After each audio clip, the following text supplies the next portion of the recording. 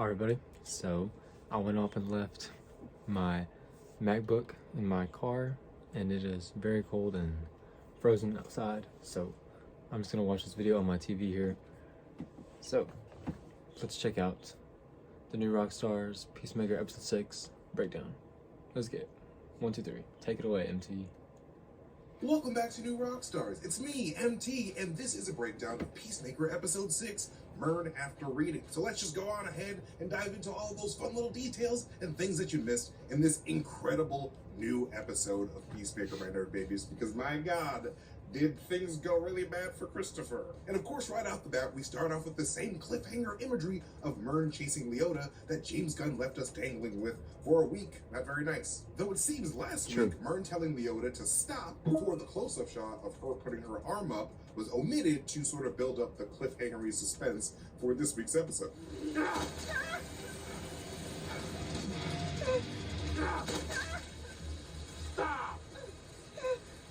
And then we finally get a reason why Harcourt and Murn had that weird moment towards the end of episode 5 when Murn asks Harcourt if they're cool. When Harcourt reveals that she figured out that Murn was a butterfly after Murn taking a bomb to the face in episode 3, which makes sense in retrospect because Leota and Harcourt were somehow more frazzled and shaken after the explosion than Murn was, who, being an alien insect piloting a human meat mech, merely just gave them a comical thumbs up, which is a clear red flag to Harcourt, who just helped Adebayo off the ground. And of course, the episode's title, Murn After Reading, evokes the common espionage concept of burn after reading, as this crew, one by one, has learned Murn's secret. But we're encouraged to actually read Murn, not judge this book by his cover, since he's more complex and morally empathetic than his other butterflies. So empathetic and sensitive that they kicked him out, which is messed up. And I really do enjoy how James Gunn is continuing Leota's journey into slowly becoming like her mother, Amanda Waller, by slowly having Leota the newbie flip the script and interrogate the most mysterious mass murder on Task Force X. Adebayo's come a long way, and actually this interrogation has the most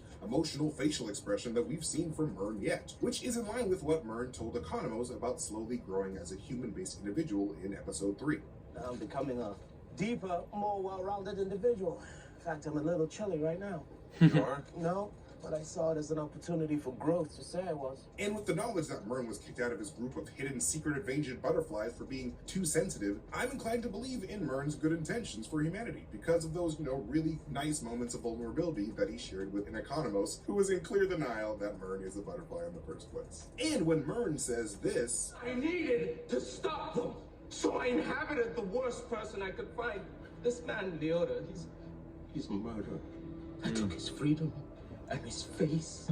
he also sounds a lot like Amanda Waller due to that being the one thing that Waller does best with Task Force X, taking the freedom away from only the worst of society and then eventually taking their faces away with a bomb. And if the person that Murn used to be was anything like his old sociopathic partner Locke in the post-credit deleted scene of this episode, I'm glad that Murn was possessed by a butterfly because, God, he would be a terrible, terrible man. That guy didn't know he was a butterfly. So I was like, This looks sad.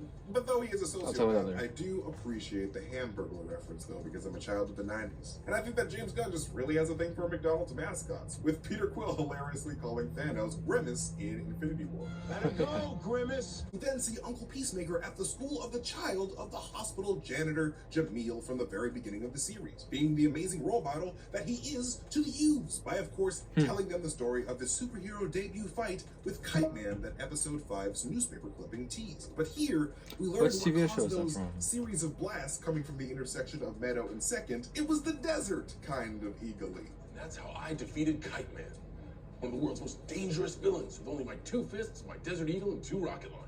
Then the kid with the sad eyes mentions the Black Heart Ruby, which of course could be a nod to James Gunn's super close friend and all-around fantastic actor man, Stephen Blackheart, who of course provided the voices to Charlie the Gorilla in Monkey Dory and is a great friend that James Gunn just likes to include in his projects, like he was the Nowhere Dispatcher in Guardians of the Galaxy 1. And then the kid with the glasses asks him if he has a coterie of supervillains, which is of course a hilarious callback to racist Augie's nosy neighbor from episode 4. You have a coterie of supervillains? But that is oddly suspicious to me for a mere child to use the very adult phrase coterie of supervillains. Could this child and Augie's neighbor be the infamous fifth dimensional Batmite in disguise? I only say this because in the very next shot, we see the words "Know Your Neighbor" written on a poster in the wide shot of the classroom, which could be a nod to that potential connection. But it also could just be representative of Task Force X's becoming familiar with Earth's planetary neighbors in the past. But scanning the classroom, we can also see imagery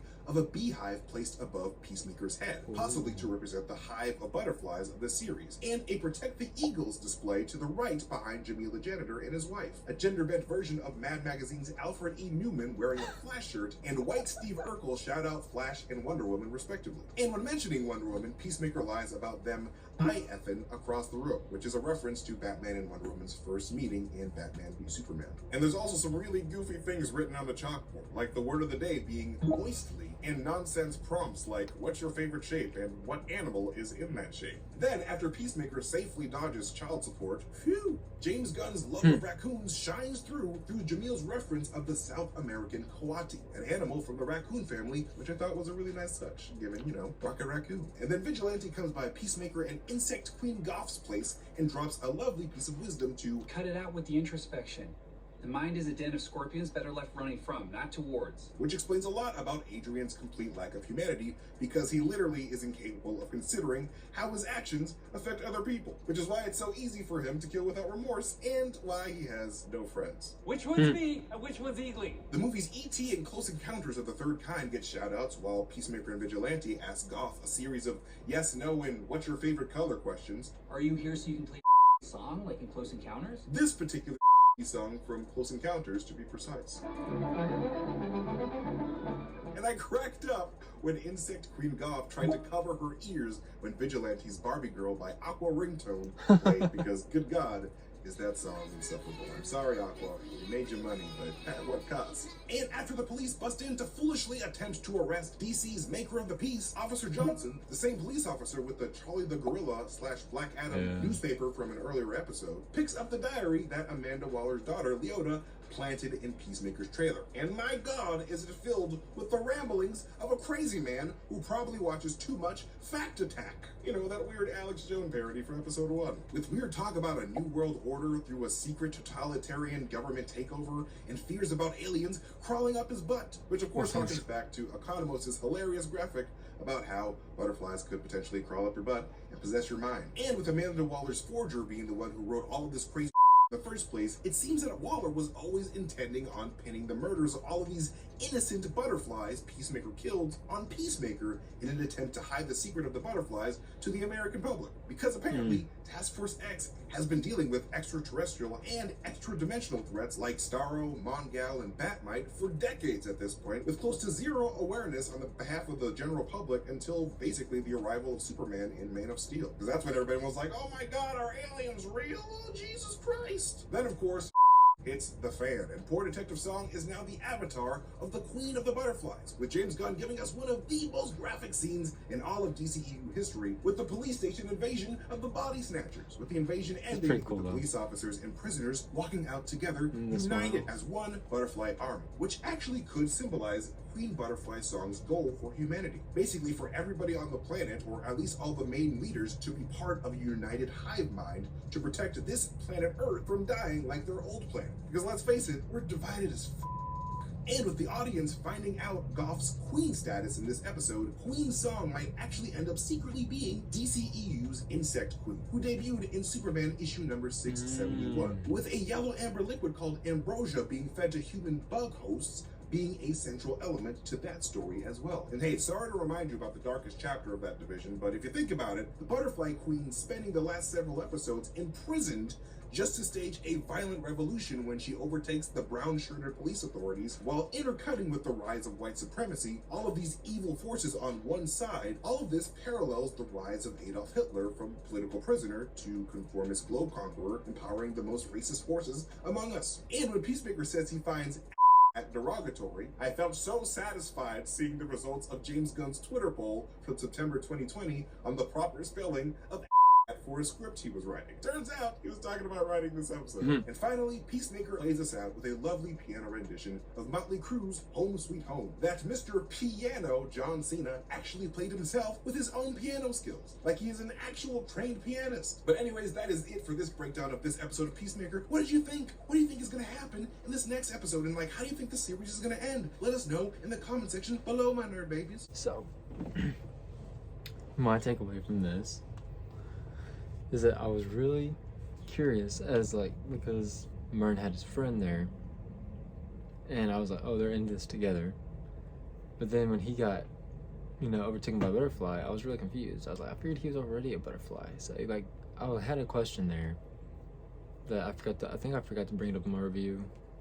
So it's just that he was one of Mern's friends before, and that makes sense because they're talking about how Mern was a mercenary and everything. Man, that makes so much more sense to me. Oh man, I'm so blonde. The way it's like Hitler, that's scary. I cannot wait for next week. He didn't bring up him getting outed on national television and, you know, saying what the F, like Spider-Man. Like, I think that was on purpose, but maybe not.